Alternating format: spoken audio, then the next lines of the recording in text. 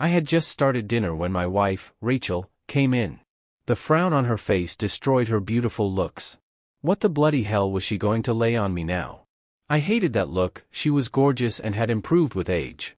Long wavy blonde hair, the cutest face and all the curves in all the right places.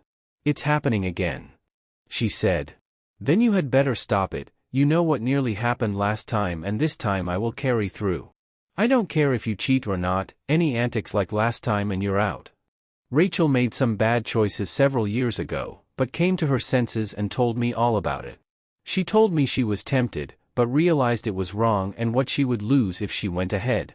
Her self-respect, respect of her family and friends, and lose the husband she loved and her future. He had been so persuasive that everything would be okay and they could not get caught if they were careful. The adventure, the excitement of it. He had been chasing her gently for months. But she had mentioned none of the little things he did and the lunchtime coffee shop visits to me. She went out for a drink with him one evening and did not tell me she was going out with a man. They kissed, and touched in a manner a husband would not approve of, even if it was over clothing. That was when she realized what was happening. We had been going through a rough patch at the time. My dad had just passed away. Mum was taking it hard. We were short of money as I was helping Mum out and I was working long hours to make up the shortfall.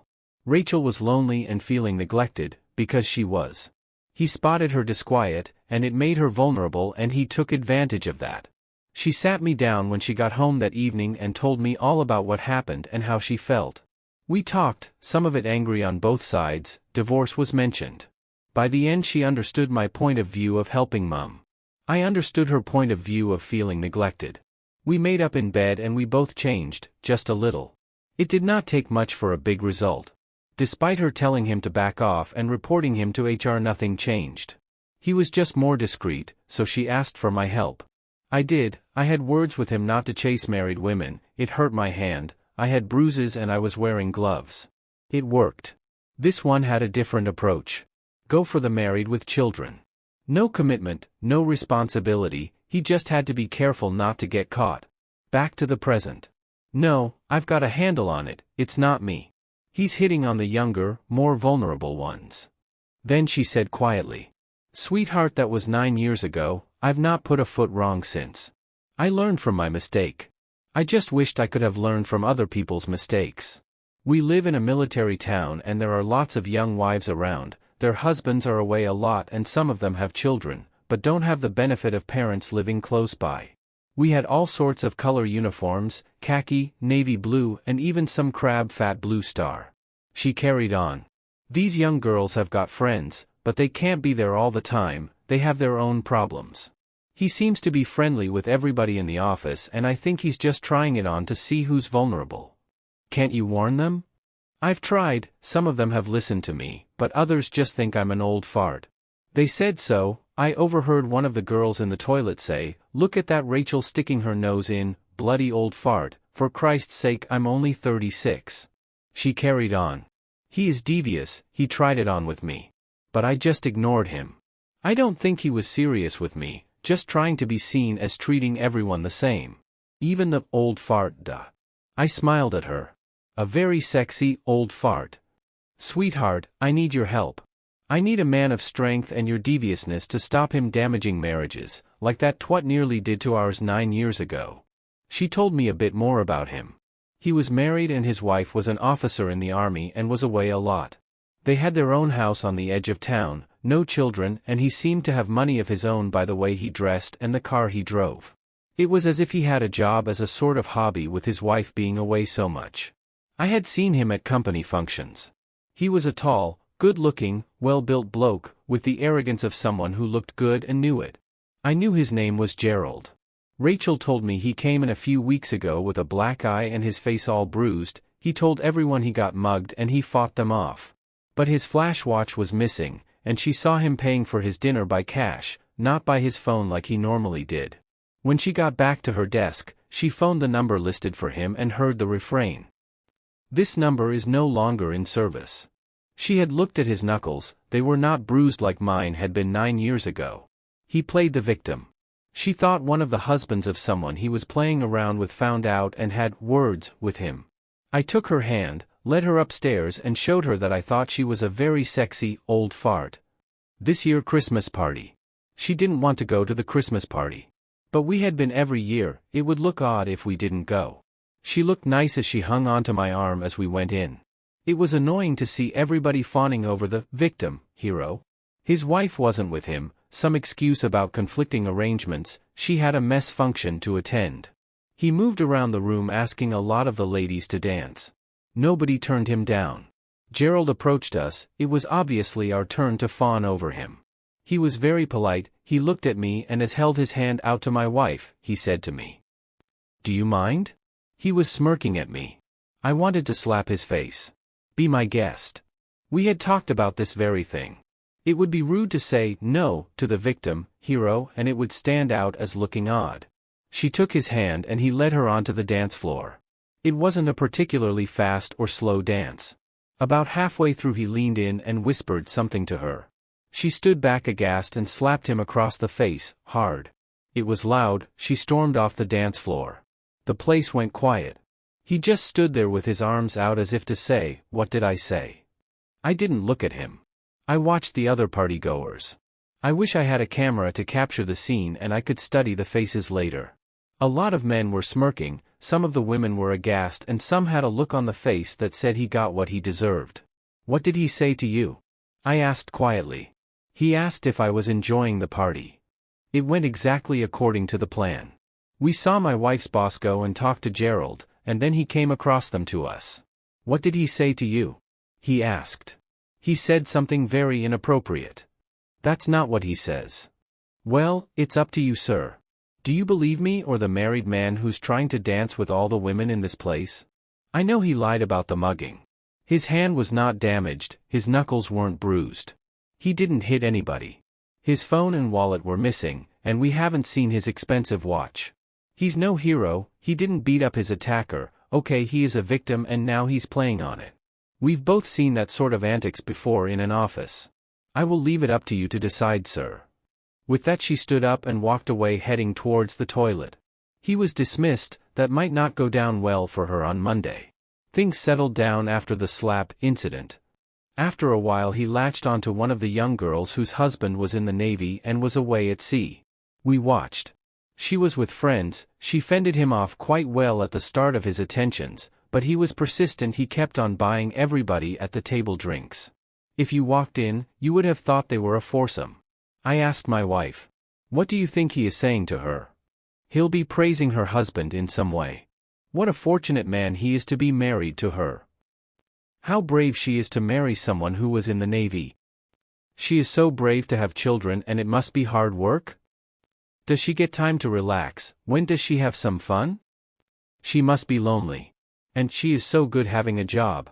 From her accent she is from up north, so family are a long way away. They will be of little help." Thinking about it, in the past week or so someone has been dropping little posies of flowers on her desk. I don't think she knows where they come from. That's what that twat did to me. She looked down into her lap. I looked at her and there were tears in her eyes. I took hold of her hand and gave it a gentle squeeze. He won't stop, he'll keep sniping away. He will praise everybody, her husband, but especially her. He'll say things like, "You're perfectly safe with me, don't worry, I will look after you." He will lead her into a false sense of security. It will start with just a little kiss on the cheek. If he doesn't succeed tonight, he probably won't even try too much in front of all these people. He will try to make it look like he is supporting a wife of one of our servicemen. He will continue to dig away at her until he succeeds or is stopped. Looking from the outside now, I can see how gullible I was. I saw him head towards the bar. I followed him. I had a plan to protect the sailor's wife from his advances, at least for now. I stood behind him, he bought his drinks, he had a tray full. When he turned around, I was too close to him. It didn't take much for me to knock the tray of drinks over his front. He would have stepped back from me if he wasn't so close to the bar. "Whoops, I'm very sorry, let me get you some more," I said, looking up at him in the eyes and smiling. His front was soaked in red wine, Guinness, I could smell cider and I'm sure there's a gin and tonic in there somewhere. He looked at me, I was smiling a broad grin. It was obvious I didn't mean what I said. I said quietly to him, but I'm sure others heard. "Only sleep with your own wife. He stormed out the door. I bought some more drinks for the sailor's wife and her companions. I walked across to them. I managed to get there with all the drinks intact. She looked at me a little bit ashamed and said, "Thank you." I wasn't sure what she was saying, thank you for getting rid of the predator or buying the drinks. Her companions give me a shy smile. I think they knew what was happening, but not how to handle it. I decided there and then, he would have to be stopped. And I just might take great pleasure in doing it. I watched Gerald leave the supermarket. I got on my bicycle and rode through the nearby woods to the road junction I had selected. It was dusk, but I knew the way by now. This was the 4th time I'd done it. This time it went as planned. When he slowed down for the stop sign, there were no other cars behind him. I threw the calthrops under his car as he rolled along. They were just 6-inch nails bent and welded together, attached by a big rope to a tree. As he pulled away, they punctured his rear tires and rattled up the back of the car. I quickly dragged them in and threw them into the undergrowth. I would collect them later. I saw him pull round into the nearby levee, get out of the car and go round to the rear right-hand wheel. I snuck up behind him and looped the noose around his neck and pulled it tight. He managed to get his fingers under the rope between his neck before I got it tight. I pulled it a little tighter. It wouldn't come loose until I decided. That would trap his right hand out of the way. An unexpected bonus. I leaned down and whispered in his ear. "Walk into the woods and you might live. If not, I'll drag you by your neck and you won't survive." If he could see me, he would know there was no way I could drag him. He would probably choke. He did as he was told. Every now and then I gave him a tug and directed him to the small clearing I had selected. I threw the rope over a branch and secured it so he was on the balls of his feet. It went off to one side, out of his reach, but not mine. I went round in front of him. That was when he realized I was much smaller than he was. He won't recognize me because I was wearing a black balaclava. He tried to kick me. That wasn't a good idea because I just pulled on the rope until he was on his tiptoes. The sun had gone down now, but there was a bright moon, enough to see by. He used his left hand to hold on to the rope. He was choking. I let go of the rope, undid his belt and pulled the zip of his flies down, then yanked his trousers and underpants down around his ankles. I pulled a bread knife out from where it had been tucked in the back of my trousers. He saw the lovely serrated edge glinting in the moonlight. He may have noticed a piece of string hanging from it. Probably not, as I pulled a cage out of my pocket. I held them both up in front of him, giving a sawing motion with the knife. Then I indicated which one he wanted by lifting each one up in turn. He nodded to the cage. It was a no-brainer, really. I carefully slipped it on, not wanting to touch his man parts. I clicked the padlock on. I said to him, "The only married woman you sleep with from here on is your own, nobody else's." He tried to nod his head. It was a little difficult. Then I took my piece de resistance out of my pocket. I gave the rope another little tug. His head went up. Then I poured a little superglue over into the key slot of the padlock on the cage. A tiny bit dropped from the nozzle onto his man parts. He may not have noticed the burning sensation as he was trying to breathe. I eased the rope, so he was back on the balls of his feet. He glared at me. I think he was considering kicking me, but with his trousers around his ankles that would have been a dangerous and stupid thing to do. I took the key to the padlock, which also had a piece of string attached, and tossed into a tree branch in front of him. He would probably be able to reach it. He was quite tall. I held the bread knife out to him, handle first. He gently put his hand out. I quickly slipped the string around his wrist and dropped the knife to dangle on the string. He started winding it in quite quickly and got the handle into his hand. He was sensible enough not to try and stab me. I walked away behind him and got far enough away so I could see how he got on. He quite quickly freed himself, cutting through the rope. He removed the noose from his neck and threw it on the ground. That was another bonus. I could retrieve both bits of rope and leave less evidence. With a jump he managed to snag the string with the key attached. Much good it would do him. He then took hold of the cage with both hands, and I heard him scream. I'm guessing the glue was still wet and he managed to glue at least one of his hands to the cage. That was going to hurt. I didn't think I put that much on. I just tried to block the keyhole. But it was hard to judge in the moonlight. Oh dear, never mind. He wrenched his hands free and looked at them. It was both hands then. He pushed the key into the lock, but it wouldn't turn. Well, it wouldn't. It was the wrong key, and now it was glued into the padlock. As if after going through all that hassle would I just give him the key. I think I heard him cry. He headed back towards his car. I quietly followed him, collecting the rope on the way. He got in the car and drove away. I think he just wanted to get away. He had run flat tires, so as long as he drove carefully, he would be okay. I went and retrieved the ropes and my caltrops on my way back to my bike. On the way I threw the real key into the undergrowth. We have friends who work in the local hospital, rumors were abound. No names, you understand, but it appears when he turned up, it was initially thought it was a sex game gone wrong, so they phoned his wife. Then they saw the key and the superglue, they realized this was probably a revenge thing, so they called the police. They interviewed him and I'm sure he gave him the names of the married women he'd been chasing. It turned out his wife came to collect him as the police would not let him drive his car with tires in that state.